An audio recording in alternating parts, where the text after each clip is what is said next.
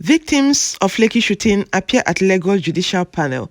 So what is described as fake claims, fake news by Lai Mohammed that no bullet was shot at protesters during the Lekki shootings on October 20th, 2020 is coming to naught as victims storm Lagos Judicial panel. Hi guys, you're watching Mchikky series. If you're a returning subscriber, thank you for your support.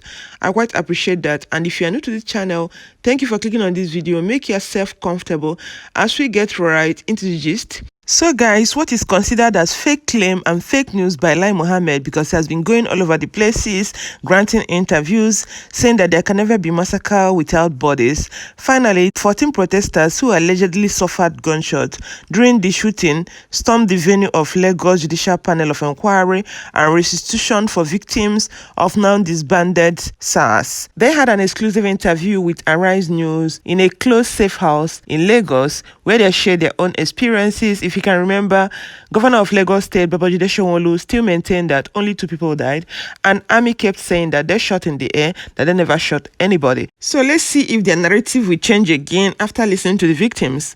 But recall that Lagos State paid 10 million compensation to individual families of the policemen who lost their life during the violence, and also the children have been placed on scholarship to university level courtesy of Judicial. It is shocking that Nigerian government acknowledged that policemen lost their life and even paid compensation to that effect, while they never accepted that Nigerian citizens lost their lives during the peaceful protests. They never acknowledged that, and lots of people injured.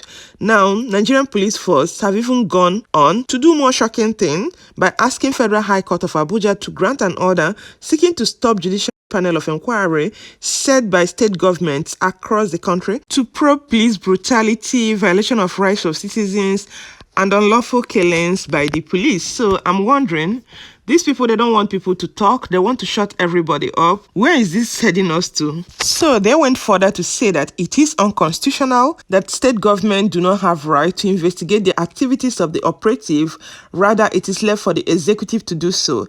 And if you can remember, this panel of inquiries with its member were instituted by National Economic Council, including 36 state governors and Vice President Yemi Osibanjo. Let's see how it goes, whether they'll be able to silence everybody, because I think that's what Nigerian government wants now, for all the citizens to keep quiet. We claim we are practicing democracy when in the real sense of it, it is autocracy, or if there is something worse than that. So guys, I'm going to leave you to listen to these victims of Lekki shooting. After that, let me know what you think. Leave your comments below for me. I'm going to sign off here. Stay healthy and safe. Remember to share this video with family and friends if you love it, and subscribe to the channel if you've not done already. Also give this video a thumbs up because it helps with the algorithm. And I'm gonna catch you guys in my next video. Bye and remain blessed. Before we went, we actually heard that there was going to be coffee that day. We were like a coffee where people plenty, superstar come, the video was there, say which kind of coffee won't take place like that. We went. So on getting there, I was actually at the snooker board that night with, I don't know how to play snooker. I was just standing with him while he was playing. I was like, okay, let me go and check my phone that was on charge. The lights went off. We were like, what was wrong? Next thing I had was there was just shooting everywhere. The guy that was actually leading me to the charging point was shot at the side. So when I saw I was shot, I tried to turn back to check if it's just a normal something like that. So I received my own on my thigh. Even right now, the bullet is still inside of me, not yet removed.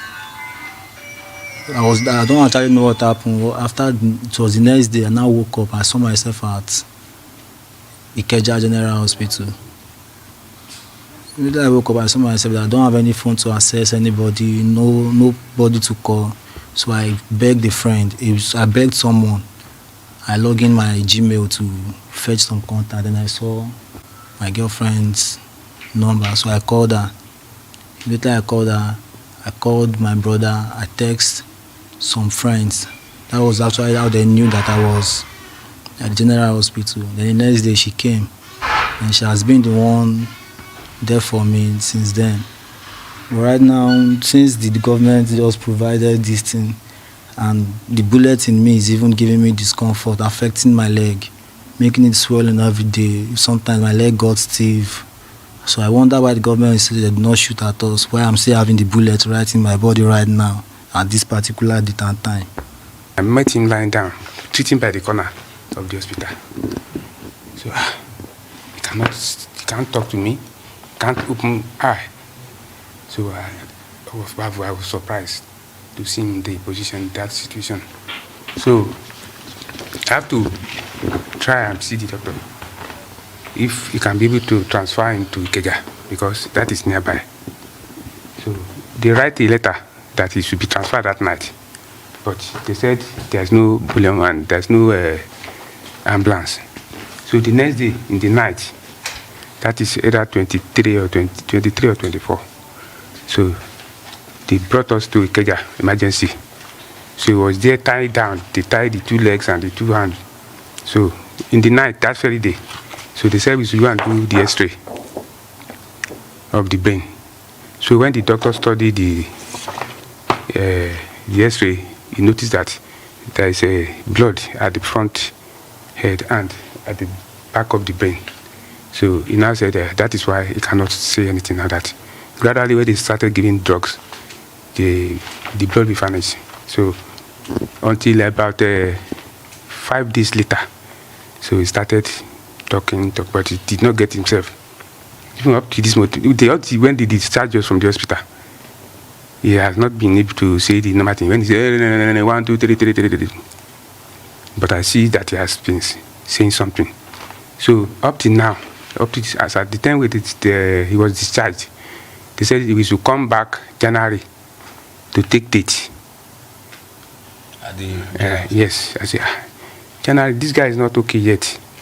I said we should, well, with faith, I take him down to my place, take a nurse, treat him up to this level. But yet, he has not got himself. The thing that I remember last was that it was my friend I followed to the place. He said we should go and do some updates of works. He was doing those cement tiles that they did on the road. So, and I was at home. I learned AC. So there wasn't work then. So I was at home. So he just came back, seeing me around. So I now asked him to make me follow him. So that was what caused the incident. So after that, nothing happened till then, till now. So you were part of those that were protesting on that 20th of October? I wasn't protesting for anything. It was them that went there. So when the incident happened, that suddenly they just started shooting, people started... But you were present at the Lekki toll gate? Yes. But you didn't join them in the protest? You were just standing? I don't have anything I wanted to use to protest with them. Okay, so you were just standing with your friends? Yes, so that was what makes me run together with them, not knowing that I'll be even involved. I'm speaking on behalf of my brother who died from this protest. Ayodunbe Gabriel Ayola. What happened to him? He was shot in the head, and we were actually looking for him because he doesn't stay with us. So it was like 2 days before he passed on that we saw this. Somebody sent it to me on WhatsApp. So they wrote it there that he's at Lasut and that they are looking for his family. So we went to Lasut. So they said he was unconscious for like 2 weeks. So by the time we got there, he had opened his eyes and he was moving his hands, but he could not talk. They were feeding him through his nose. So, and they were sore all over his body because they did not turn him for a long time. And I think he did not get the right medical attention. So the whole thing, that was what I think led to his death eventually.